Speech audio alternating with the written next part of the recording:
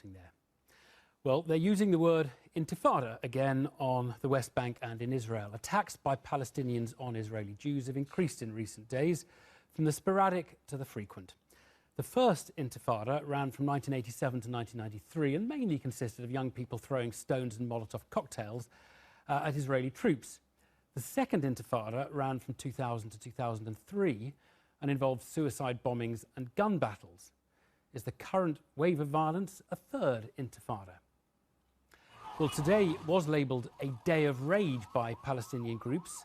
Attacks came thick and fast.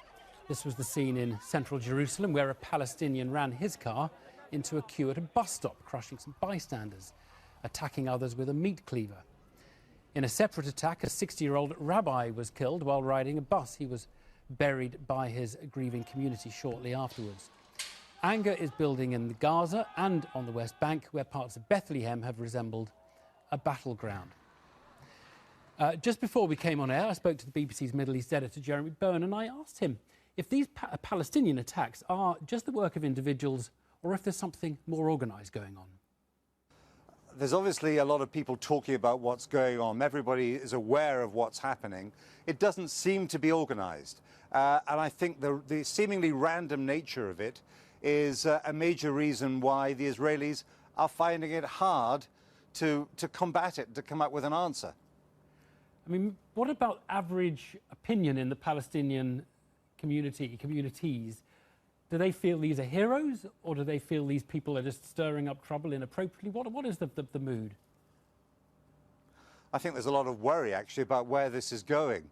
I think that there's a lot of anger and rage at the continuing occupation, and the fact is that the underlying context to all the violence that really ever happens here to do with the conflict is the conflict itself and the almost 50-year occupation of the Palestinian territories by the Israelis, and that generates a sense of hopelessness and hatred, and in some people as well, murderous rage. But among the Palestinians I've spoken to on this trip since I've been here, there's a lot of worry about just where this is going. Jeremy, let's talk about the Israeli response. You've said it's quite difficult for the Israelis because it is probably individuals who are attacking Israelis.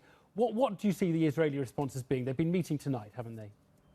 The Security Cabinet, as I speak to you, is still in session, and they've been talking for hours. They're under pressure to act. Israelis are feeling very worried about their personal security, with plenty of good reasons. The last 2 weeks have shown that.